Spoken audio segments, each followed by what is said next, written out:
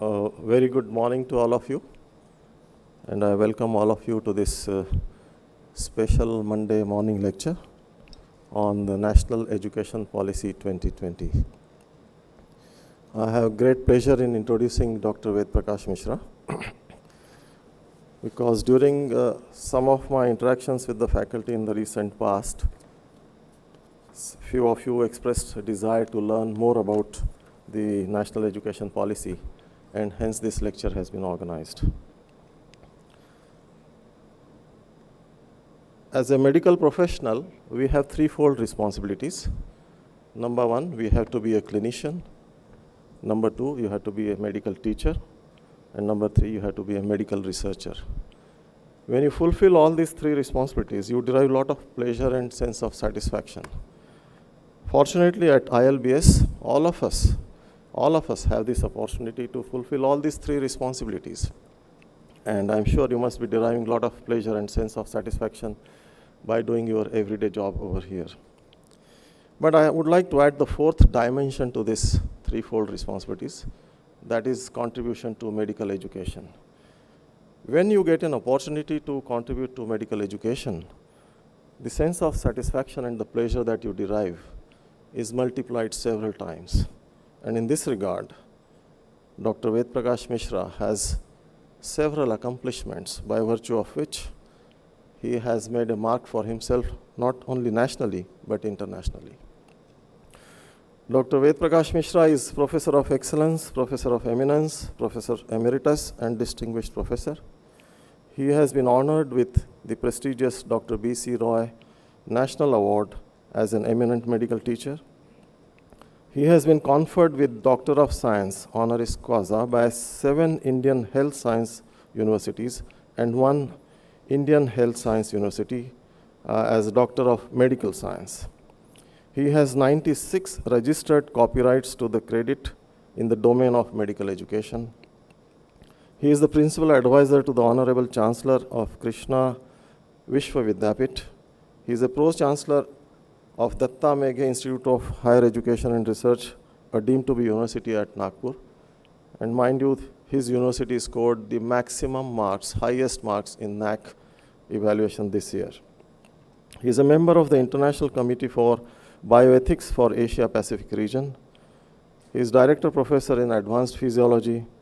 He is Professor of Eminence and Excellence and Emeritus with 5 health science universities of the country. Even his brief CV is too long, and I have taken the liberty of making it ultra short, and I hope Dr. Vedprakash Mishra will pardon me for doing that. He is chairman of the National Medical Education Board, IMA headquarters.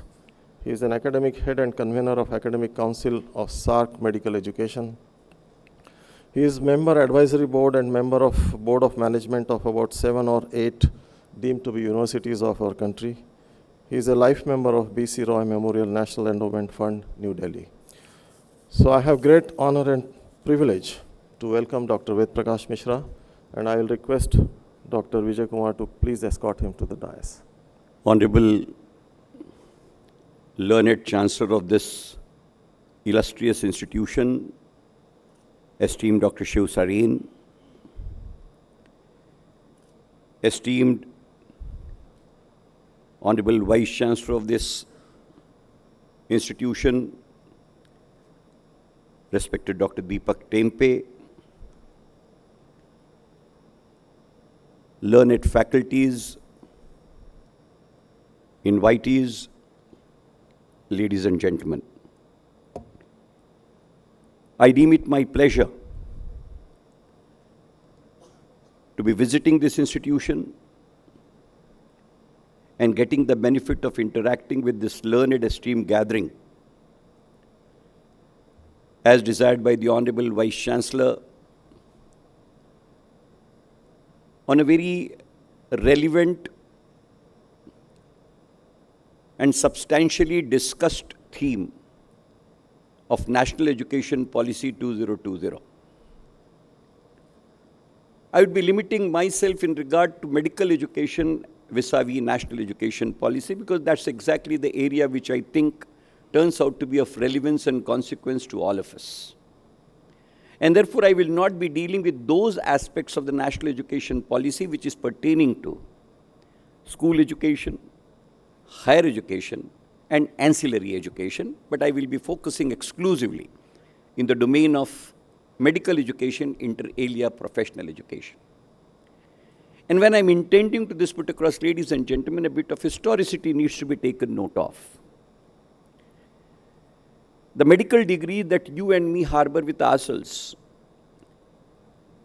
this is primarily initiated in terms of Indian Medical Degrees Act of 1916, which was laid down by the British Parliament.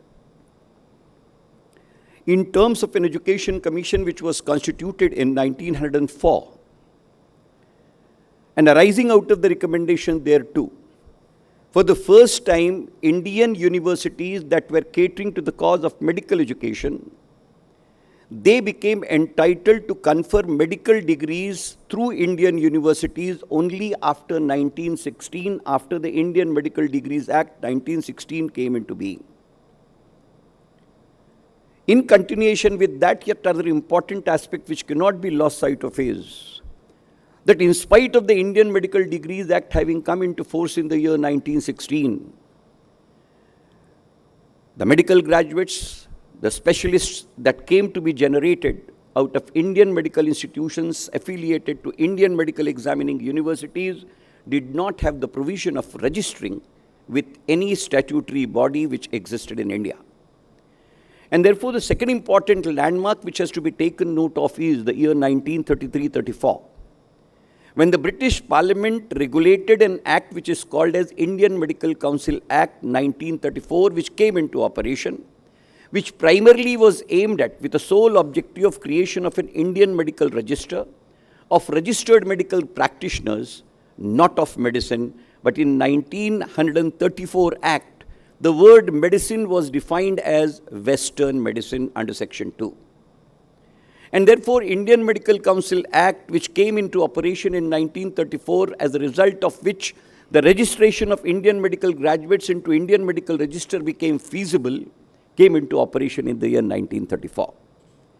And then the next important landmark which I would like to put across in continuum is in the year 1956, post-independence, in terms of the recommendations put forth by the first Education Commission headed by the then learned philosopher and great son of India, Dr. Sarvapalli Dr. Radhakrishnan, which came to be acted upon in 1952, resulted in generation of two important parliamentary enactments in the year 1956.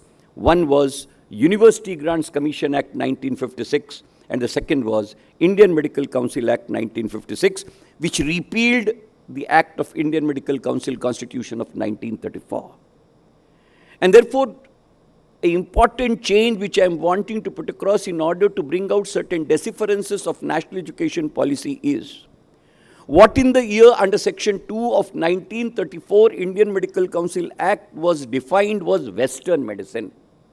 And the definition which was incorporated thereunder, in the year 1956, the Parliament under its wisdom, although repealed 1934 Act, but the definition of the word Western medicine which was incorporated in 1934, ad verbatim got incorporated under Section 2, removing the word Western, and that became the definition of word medicine.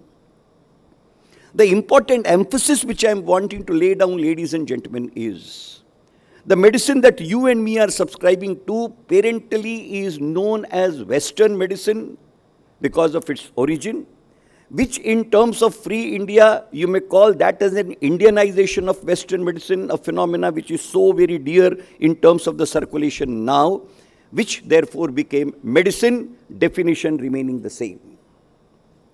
And if you take a step further, then you straightway have to come to year 2019, when Indian Medical Council Act 1956 came to be repealed by the Parliament, resulting in enactment of 2019 National Medical Commission Act. And the only one important feature which I am wanting to be putting across with underlined catalog is the definition of the word Western medicine as included in Indian Medical Council Act 1934, retitled as medicine in the year 1956, and now incorporated in National Medical Commission Act 2019, ad verbatim remains the same without any alteration of any comma or full stop thereunder.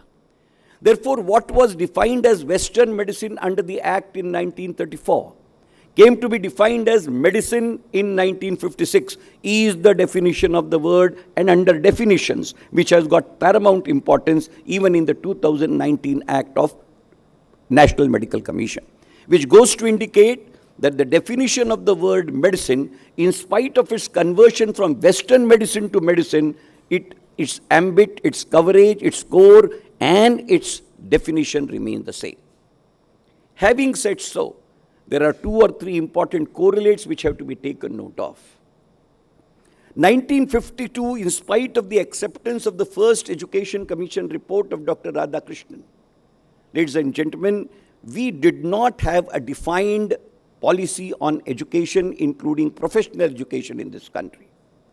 And therefore, the first education policy in free India, it was generated out of the recommendations of Second Education Commission, which was headed by the then famous educationist Dr. D.S. Kothari, and arising out of the recommendations, the policy which came into being, which is known as 1968 Policy on Education, is the first document which is available to this country in terms of a policy document on education. Therefore, the national policy or the policy on education, the first national policy is 1968 policy.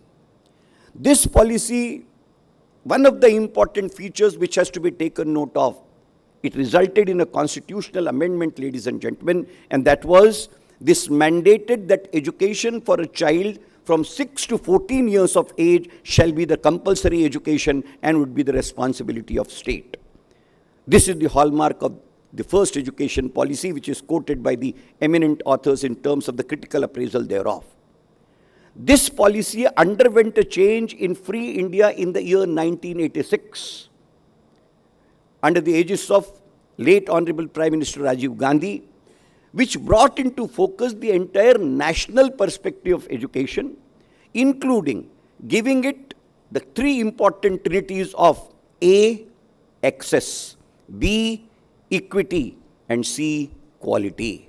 This is the second important landmark which I would like to add in terms of education policy of 1986. And exactly after 34 years from the second education policy document of free India, this important document of 2020 National Education Policy has come into being. And therefore, the salient features which I would like to put across only in 3 important parables about the National Education Policy is, it contemplates 3 important things. In addition to access, quality, and equity, notwithstanding as the values maintained of the 1986 policy, it contemplates internationalization of education in a holistic manner with emphasis on incorporation of technology. These are the 3 important tenets. Of course, there are 7 tenets. I am not dealing with it because that will be something which will be contemplated to primary, secondary, and higher education, not professional education. It is in this domain, ladies and gentlemen, there are certain principles which have been carved out by the National Education Policy. And those principles which are applicable to higher education have to be taken note of. Principle number 1, it talks of non-segmented education, but that which is integrated in character. The first parable. The second parable is, it contemplates multi-faculty university or educational institution. And therefore, the integration that is contemplated is expected to be interdisciplinary in nature. Third important thing, it talks of 360-degree assessment rather than an end summative assessment ending up in end semester examination being availed for the purposes of certification. And the fourth important emphasis is, ultimately it lays a huge emphasis on faculty development, faculty update, as a result of which the real orientation and upgradation of education is expected to be taking place. These are the 4 important cardinal aspects which have to be taken note of. But ladies and gentlemen, when we are talking of this, and of course, Indianization is one of the important perspectives which also contemplates integrative medicine as one of the important hallmarks of NEP 2020. Having said this, ladies and gentlemen, there is yet important backdrop which also has to be taken note of. Ultimately, when you talk of the medicine per se, in the global context, in the global perspective, and the happenings thereof, there are three important things which we have to take note of. Really, the essence of modern medicine or the Western medicine as you contemplate, the most important, impactful document which virtually altered the face, facet, and future of it is the Flexner's report of 1910, which talked about the institutionalization of medical education in America and Canada for the first time, which ultimately turned out to be the modality, and that exactly critics call as formative model of medical education. We adopted this formative model of education as the model of education in 1916 in terms of Medical Degrees Act. There are two important reports which have to be taken up because the model of education which we are contemplating is formative model born out of Flexner's model incorporated in terms of 1916 Indian Medical Degrees Act. It came to be put across into a change in terms of two important landmark documents. One, Dr. Srivastava Committee report of 1970 and simultaneously the World Health Organization report of 1969, as a result of which the reformation, Dr. Tempe will bear with me, you, me, Dr. Tempe, myself, we are all parts of reoriented medical education, Rome program medical education, which is reformative model of medical education as against the formative model of medical education of Flexner. So WHO in the Indian context read with Srivastava Committee report turns out to be the harbinger of formative model of medical education. The third important document, ladies and gentlemen, which has to be taken note of is 2010 Lancet Commission report, which virtually talks of transformative medical education. If you take into consideration the entire perspective of the global medical education, you will be finding that it has undergone three distinct phases, from formative phase to reformative phase to transformative phase. And I, in all humility, if my understanding on the things is right, I have no hesitation in putting across that National Education Policy Chancellor, sir, contemplates transformative model of medical education, which is incorporated in terms of Lancet Commission, getting inbuilt into the structuring which is required to be done in terms of the principles incorporated in National Education Policy 2020. Having said so, what are the operational impacts? But yes, I would be forgetting and I will be doing injustice if I do not contemplate one very important suggestion and recommendation which came to be made by Dr. J.S. Bajaj Committee report, expert committee report of 1986, wherein he recommended creation of a National Health Commission, also has been actualized in terms of a Commission of Health or Commission of Medical Education titled National Medical Commission, created in the year 2019, which again is reflected in National Education Policy 2020 in terms of creation of an overarching body for the regulation of higher education in this country, designated as National Commission for Higher Education. Having put this backdrop, ladies and gentlemen, again I would like to bring a very candid point which merits focusing. Number one, National Medical Commission 2019. This act is protected even in the context of National Education Policy 2020 is the first important fact which cannot be lost sight of. Which means what? Which again by implication means that the overreaching body which is contemplated to be created under NEP 2020, which will be singular in character, for the purposes of regulating as the apical overarching authority titled as National Commission for Higher Education, in my understanding, would not regulate medical education. And for that matter, because of the simple rule, simple thumb rule in terms of legislative frame, one commission cannot be subservient to other commission, and therefore all those health professional councils which will be converted into commissions in terms of repeal of the act creating councils into commissions, they will be protected under the NEP 2020 is important consideration which has to be taken note of. And the first commission which came to be created in terms of that parlance was National Medical Commission 2019. Therefore, 2020 NEP does not take away the onus, mandate, authority, jurisdiction, legislative frame and the objectives for which it has been created. Therefore, for that matter, in my understanding, all health professional educations, be it medicine under National Medical Commission, be it dentistry under the bill which has been placed pertaining to Dental Medical Commission, be it physiotherapy, be it allied health sciences, be it Ayush or CCIM, already put across in terms of the commission. Therefore, all these commissions that will be regulating, and if my understanding is right, maybe even if tomorrow AICTE as a professional technological education is converted into a commission, that will also be protected as a regulatory frame prescribing with authority and jurisdiction on technical education, not coming under the ambit of National Commission for Higher Education. Therefore, there is a dichotomy which stands created. At one end, when NEP is contemplating an overreaching authority for education, professional education per se, which I have been able to put across in terms of illustration, will be outside that regulatory frame. This is one factor which has to be taken note of. Therefore, what is the implication thereof, sir? The implication is that there has to be a separate action plan to be contemplated with reference to regulatory frame of the professional education, including medical education, not directly under NEP, but through the regulatory commissions which are regulating the respective education.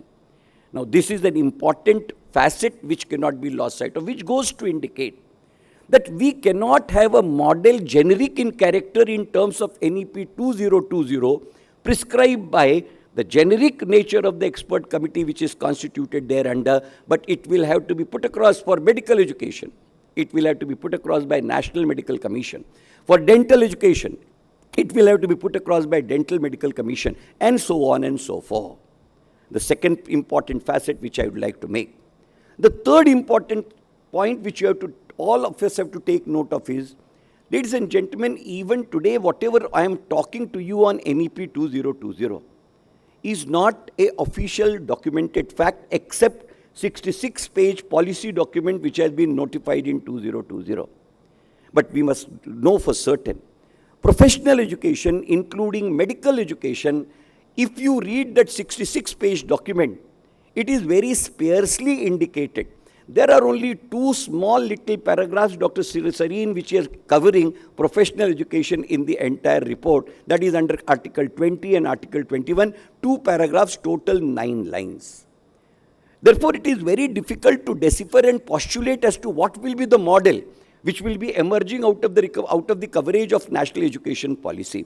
Therefore, the first proposition which I am wanting to put across is, in spite of the fact that we will be taking the cardinal valued principles which are guiding the NEP to be incorporated into medical education in 3 frames: undergraduate medical education, speciality medical education, and super speciality or subspecialty medical education at 3 distinct ages, including, when you are talking of the integration of the education, doctoral degrees and how exactly they are required to be correlated with this stepwise integrated proposition. There is no official document as of now. Therefore, whatever little I will be talking will be only a conjecture which, whatever little arena of indulgence I have been able to do in the domain of education, I will be telling you on the basis of that. There is no official document which is out. There is no action plan document which is out. Therefore, all of us on that count are neither authoritative nor we are in a position to bring out any candid description that this ought to be. It is basically a structure which will be required to be created. But that structure is likely to be on 4 important cardinal principles, out of which one important aspect cannot be forgotten, and that is, when national education policy contemplates internationalization of education, it also gives a fillip to internationalization of medical education as well. And therefore, in case the internationalization of medical education is a permissibility, is a gainability, is something which is vital at stake, and especially in the count that today, when I am talking to you, India is the largest producer of trained health manpower in the world. By virtue of it, today we have got 634 official medical schools in which undergraduate admissions have been made in the year 23-24. In terms of quantity, in terms of number, we are the largest producers of trained health manpower, modern medicine, or for that matter in their rubric, Western medicine in the world. Which means what? Problems which we had conceived, which were three. A, Indian curriculum not aligned to Indian needs, and it is more knowledge dominated. Curriculum which is segmented and not integrated in character. And number three, that perhaps the nature of the graduates, postgraduates and super specialty graduates that we are generating, they are all victims of brain drain. These are the three important posers which were taken by the national education policy frame, and therefore Indianization of the medical education, upgradation of medical education, resulting in internationalization of medical education. Therefore, instead of brain drain, it should not be even brain gain. The contemplation is the Indian medical graduate to be designated in terms of working alliances and in terms of working propensities of standardization as international medical graduate. The word IMG of Indian medical graduate to be put across as international medical graduate turns out to be the one, by virtue of the nature of the quantity of the manpower that is being created, catering to the global needs. This mandates what? This mandates that today when we are talking of internationalization of medical education, the mandatory requirement is conformity with the prescribed guidelines in regard to undergraduate medical education, and not guidelines, they are principles in regard to specialty or postgraduate medical education, and in regard to subspecialty or super specialty medical education of World Federation of Medical Education, including 2001 Paris Declaration. If you look at the objectives of medical education as we have notified, and believe me, ladies and gentlemen, I had fortune of heading that academic council which structured competency-based medical education for your and my country. And therefore, the objectives that have been set out now are global objectives. You and me are not required to be discovering fresh objectives of medical education. They are global objectives which have been prescribed in the year 2001, including the attributes which are required to be correlated thereto are well defined. What have we done? If you look at the competency-based medical education, undergraduate medical education document, which has been notified by the Government of India through the aegis of National Medical Commission in 2019, what are the objectives that have been set out? 4 objectives as declared in terms of Paris Declaration. That a registered medical practitioner ought to be A, competent, B, confident, C, concerned, and D, compassionate. Through what? In terms of objectives which will be generated, which Dr. Tempe in his prologue was referring to. The registered medical graduate therefore ought to be a good clinician, ought to be a good professional, ought to be a good communicator, ought to be a leader of the health team, and ought to be a lifelong learner. The attributes which are structured and which have been undertaken in terms of the document which is operational in this country, the objectives that have been set out, they are all internationalized objectives which have been accepted by 167 countries in 2001 in Paris Declaration, which have been picked up for undergraduate medical education, WFME guidelines of 2004 modified in 2006. For super specialty education, the modification of 2013 and a further modification which is underway. It is the conformity to these guidelines which is also mandated. Undergraduate competency-based education, ladies and gentlemen, I can put it across with whatever clarity at my disposal, is a document which is aligned both to Indian needs and in conformity with principles which have been put across by World Federation of Medical Education. Therefore, as far as undergraduate medical education is concerned, but for the modalities of assessment, the competency-based undergraduate medical education document put into operation with incorporation of affective domain of curriculum, especially in the context of behavior, attitude, communication, altruism, bioethics, bioethical principles, all have been incorporated into an ATCOM module, which is called as Attitude, Ethics and Communication module, which is spread over the various years in terms of phases across the curriculum. Allocation of 144 hours worked out in that way, worked out in terms of 27 competencies incorporated thereunder and linked with assessment at every stage, whereby demonstrating to the principal that learning has to be assessment driven, getting fulfilled. One part is definitely that has been worked out, and I am happy to share with you that even the postgraduate curriculum, which have been now notified by National Medical Commission in regard to all 32 specialities, they are totally competency based, and therefore the alignment of core competencies to ascendancy of competencies have been well aligned, and therefore even that requirement on part of conformity with the World Federation of Medical Education guidelines has been absolutely over. What is missing, ladies and gentlemen, which is provided for in the national education policy are three important things. One, we have not been in a position to work out a 360-degree assessment system which is mandated in that conformity. Number two, this 360-degree assessment has to be competency-based. We have structured the competencies. Curriculum is worked out in that manner, but our assessments are still in terms of the traditional method. And I have no hesitation in putting across, because I was a party to the entire medical council for a long time. Dr. Shiv Sareen was also a part of the board of governors and chairman, and therefore we know it for certain. There are certain limitations in regard to operational implementation of anything in this country because of the huge diversity that we are plagued from college to college, from zone to zone, from region to region, and in terms of the public and private ownership, which has turned out to be an inevitable necessity. Notwithstanding that, assessment system is to be mandated in terms of what has been given in crystallized form in the national education policy is 360 degrees assessment has to be credit based. Therefore, one of the important aspects which has to be brought into all levels of curriculum is 360-degree assessment linked with credit incorporation thereunder. It is not only credit incorporation, ladies and gentlemen. The credit incorporation has to be in the form of an academic bank of credits. Another important national repository which has been worked out.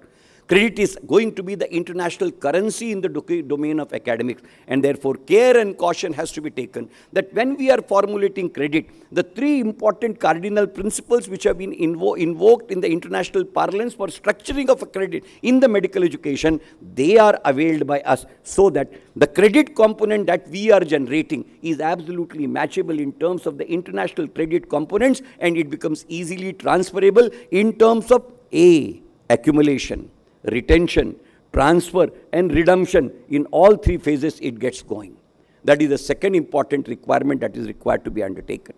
The third important requirement, which is very vital and very heavily significant, is ultimately handling of this curriculum, handling of this assessment, structuring of the changes which are mandated be in the curriculum, alignment with the teaching and technique modalities, alignment with the teaching tools, techniques and technology, and incorporation of information and communication technology in required context. The whole of the corona has brought us to a staggering reality that virtual education, which was an enigma here too, virtual reality, which was absolutely something taken to be unnecessary, unwarranted, and even if it was taken to be warranted, it was in a very minuscule manner, has turned out to be a way of modality of education. Therefore, even incorporation of technology, ladies and gentlemen, has resulted in a rethinking on structuring of the model of medical education. If you look at the initial formative model of education, it was absolutely high touch, no tech module. If you look at the reformative model, it was high touch, low tech model. But if you look at the transformative model at all levels, it has to be high touch, high tech model. High touch and high tech will contemplate a judicious mix between the reality, and the virtual reality to be blended in an appropriate manner, which will be judicious in nature and feasible and operational in character. But be it virtual reality, meager development of advanced skill labs will not suffice, ladies and gentlemen, until and unless the faculty is trained, oriented, updated, put into the domain of appropriate scaling of the skills.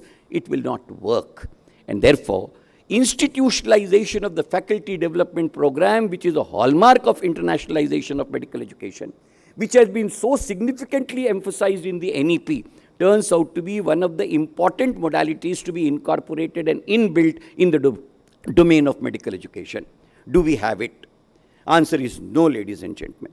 1986 education policy document gave really a new fillip to the higher education in this country in terms of institutionalizing the faculty development program, and that was creation of academic staff colleges for the purposes of refresher courses for the full-time faculty of this country, whereby it was mandated that 6 weeks refresher course twice in 5 years duration was a minimum must for every teacher for the purposes of placement and promotion in the domain of higher education. Medical education, ever since its inception from 1916 to 1934 to 1956 to 2019 to till this date, does not have any institutionalized mechanism of faculty development.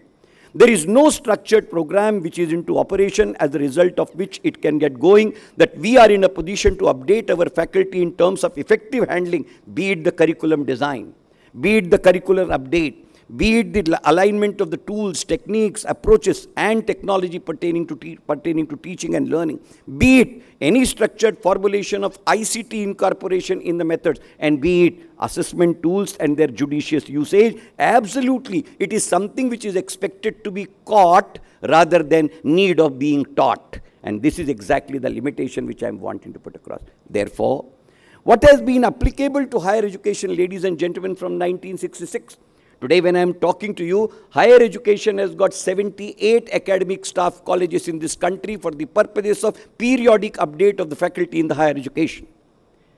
Indian system of medical education has none. In terms of the Platinum Jubilee celebrations of the Medical Council of India in the year 2009, as head of the Academic Council, I ventured into creation of a national faculty development program for the full-time teachers of this country, in terms of working out basic medical education course, upgrading it to advanced course in medical education, working out the structured mechanism through creation of a medical education unit in each college, including upgradation of certain centers into regional and nodal centers, affiliating various medical schools to these regional and nodal centers, making them the institutionalized resources and repositories of orientation of faculty, resulting in all humility I can say, today more than 72% of the full-time faculties of the country in both government and private colleges, they have either been certified with basic medical education course, so that the required armory for handling the undergraduate competency-based course is dealt with, has been dispensed of. But again I am telling you, NTCC, which came to be started in the name of reorientation of medical education, as a result of which 5 important teaching units for the purposes of faculty development worked out even in Maulana Azad Medical College in 1993. For best known reasons, Dr. Sareen, the financial grant by the government of India came to be withdrawn for reasons unknown, and it collapsed like a pack of cards over a period of time, which came to be rejuvenated only in the year 2009 in terms of the commemoration, where the entire financial responsibility of that national faculty development program had to be borne by the Medical Council of India, and even today it is borne by the National Medical Commission out of its own resources. Therefore, there is no finance-owned institutionalization of faculty development in this country for medical teachers, including health professional teachers. Therefore, national education policy lays emphasis on this. Hence, institutionalization in terms of applicability of academic staff colleges for healthcare or health professional teachers in this country turns out to be an inevitable necessity, and it will have to be linked with A, probation, B, placement, C, promotion, and also periodic update as a part of working condition so that it turns out to be an inevitable necessity rather than it turning out to be a discretionary dispensation. Another important dimension which has to be borne in mind in the context of national education policy with an area of omission which I would like to bring about. Ladies and gentlemen, medical education got a council in the year 1956. We did not get a commission. And higher education got a commission in the year 1956 titled University Grants Commission. There is a subtle legal difference between a council and a commission. The objectives of the council were only three: maintenance of the Indian Medical Register, setting the standards for the purposes of education, maintenance and monitoring of those standards in terms of approvals, recognitions, and renewal of recognitions. There is no developmental proposition of medical education in terms of public funding for that particular cause. Whereas, if you have a look at the University Grants Commission, higher education, and very loud and clear, I would like to narrate the basis of the recommendation on the basis of UGC was created with funding powers. Dr. Radhakrishnan was very clear. He categorically said that ultimately when we are wanting to sustain the standards of higher education, public funding rooted through the government would definitely be an abridgment of the autonomy which is mandated on such purposes. Therefore, we need to have an autonomous commission which will be funded by the government of India in terms of corpus grants earmarked out of every 5-year development plan. But the priority disbursement, government shall not interfere. It shall be the discretion of the expert body for dispensing the same. And therefore, ladies and gentlemen, a clause under University Grants Commission titled Clause 12B, under which even Institute of Liver and Biliary Sciences is covered, unfortunately, medical education per se is not having any clause like 12B. And the reason was simple. Such a clause was not possible because the act which came to the life of medical education was creation of a council. But ladies and gentlemen, 2019 medical education also got a commission. But commission also does not have, NMC Act does not have any clause akin to clause 12B of University Grants Commission. And therefore, if commission is to be maintained this way, even in the teeth of NEP, the institutionalization of the faculty development program in the form of academic staff colleges remains a daydreaming. Developmental corpus being made available for the development of medical education and health professional education turns out to be an enigma because you have a commission. But the commission does not have a clause akin to 12B. Therefore, the financial powers which is necessary for disbursement of the planned corpus to be assigned to it by the government of India is not there. Dr. Tempe made a reference to the research, a very significant part, absolutely necessary and vital. Why? Because if you look at the categorization of the educational institutions in terms of NEP, it will be doing away in a phasic manner the affiliative character, a very right thing. What was dispensed away by the Britishers in 1894, we are planning to dispense it in the year 2023, absolutely right. And therefore, resultantly, what will happen? Educational institutions of higher education, including professional education, will be only into 3 categories. 1, research-intensive universities. 2, teaching and research universities. And 3, autonomous institutions with the authority of conferring degrees. There is not going to be a 4th categorization. Therefore, there will be research-intensive universities which will be designated exclusively for the purposes of research. Second category, which will be having bulk of the higher educational institutions, will be teaching as well as research universities. And the third important category will be all others will be category. Those not covered in category 1 and category 2 will be put invariably into category 3, and that category 3 is of autonomous institutions with right to confer the degrees. My worry, which I am wanting to ventilate to this August gathering, in August presence of the Honorable Chancellor is, sir, whether ICMR will be covered by the developmental grants in terms of the present position, no. But yes, ICMR is the research funding agency in this country for medical education and medical research. Under the national education policy, a national research body is going to be created, which will be directly funded with the government. And the first proposition which has been put across in terms of the policy document is, to begin with, its allocation will be 100 crores, which means in any 5-year plan, the allocation to it will not be less than 100 crores. Now, my problem which I am wanting to wage is, if National Medical Commission and other health commissions are going to be outside the purview of a apical regulatory National Higher Commission, whether medical education with its sister associates will be an integral part entitling to have research grants from National Research Fund is an enigma. One does not know. And the possibility and the likelihood which I am able to reason out and understand is an emphatic no. Therefore, again, in the count, two important counts where there are vital misses. A, institutionalization of faculty development program amidst academic staff colleges. B, section 12B, eluding health professional education, including the present National Medical Commission Act. And the third, if I am outside the purview of National Research Fund and whole of health professional education is out of that purview, then what is the capacity and what is the propensity of funding of medical research in this country out of institutionalized resources turns out to be yet another important limitation. Ladies and gentlemen, of course, whenever there will be a policy until such time, the action plan document in terms of its blueprint, because the implementation part of the national education policy is in 3 phases. It is 1 up to 2030, second up to 2035, and third up to 2040. Therefore, there are many things which will be required to be rolled out in due course of time. And therefore, it is too premature for me to be bringing out anything authoritatively, as I said in the beginning itself. But these are the concerns.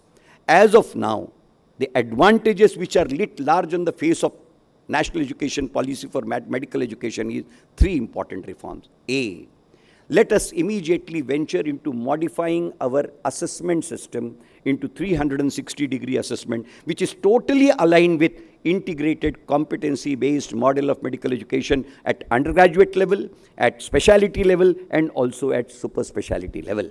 1. B, let this assessment mode be in terms of defined choice-based credit system.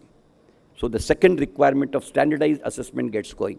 3, let the structuring of these credits be in the international parlance, so that the principles which are availed for structuring of credits in the international transference, facilitating international transferability of the credits, needs to be worked out in terms of availing those principles and setting those credits in terms of care and caution. And D, let us work out a modality of institutionalization of the faculty development program, especially in the context of incorporation of information and communication technology usage in the entire frame of education in terms of the need, in terms of the requirement, and in terms of the appropriate judicious incorporation thereunder, whereby we come out with, and I plead to the National Medical Commission and the competent authority that the high-touch, high-tech model, which is now the transformative model of education at all levels, of which nearly 70% of the job of which is done, 30% is required to be done.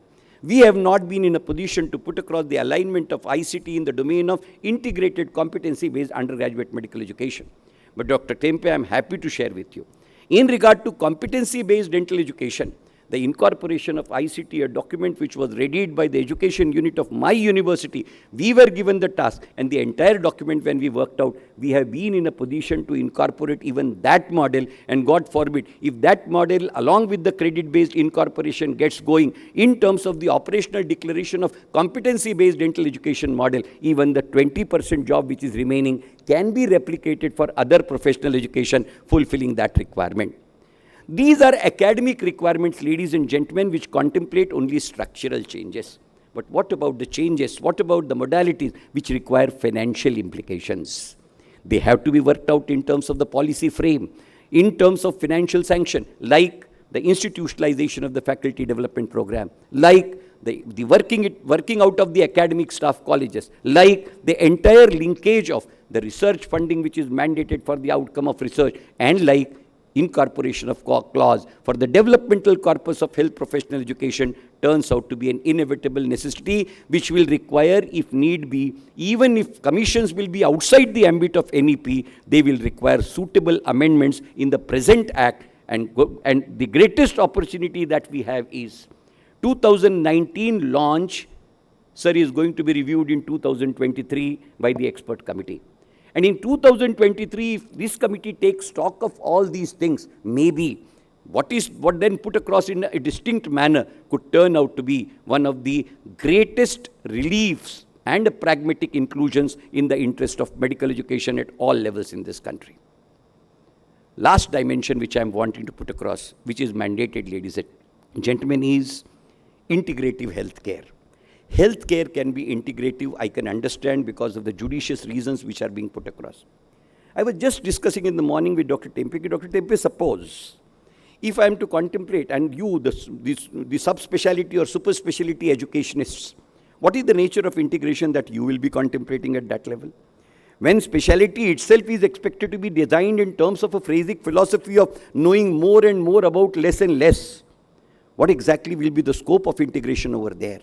And my real difficulty, which I am not able to decipher for myself, and therefore I am always hesitating from public utterance on this count, is when Western medicine has been defined as medicine, and the definition of 1916 running through 1934, coming down to 1956, coming to 2019, has not undergone a change. It is very difficult for me to conceive as to what will be the nature of integration that we are contemplating, and the integration that we are contemplating, what will be the impact of that integration in terms of the international parlance where we are also wanting to have our stakes.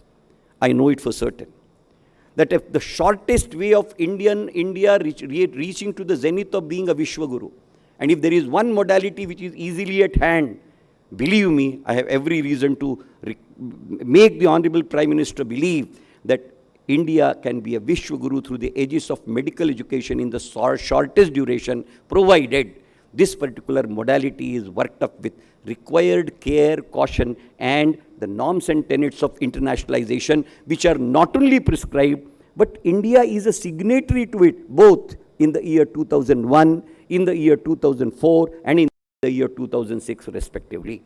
It is in this context, ladies and gentlemen, I trust and believe that National Education Policy 2020 has definitely given us a new fillip for incorporation of desired structural changes which were perhaps difficult, and for what reasons of implementability we could not achieve that in the year 2015 when I started on the work of competency-based education, finished my work in 2018, and finally it came into operation in 2019. That time we did not have any inkling of national education policy.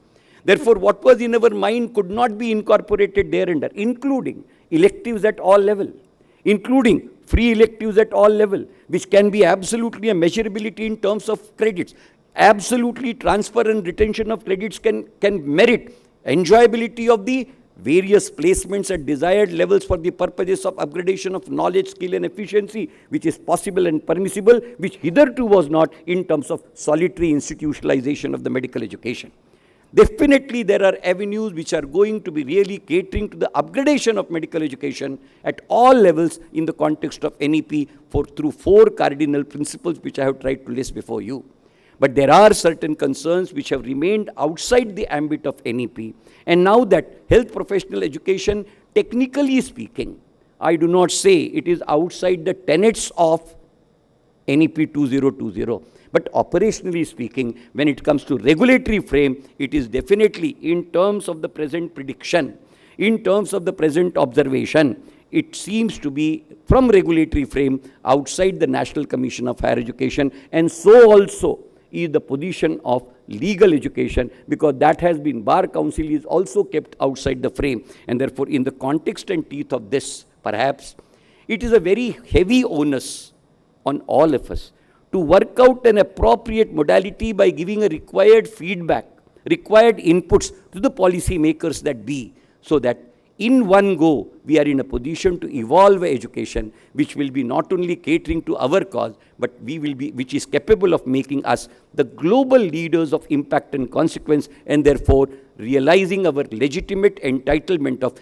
being a Vishwaguru to begin with in the domain of medical education, and medical education. That's from my side, ladies and gentlemen. Whatever little I was in a position to congregate onto this theme, I have tried to put it across. I am open for interactive discussion now.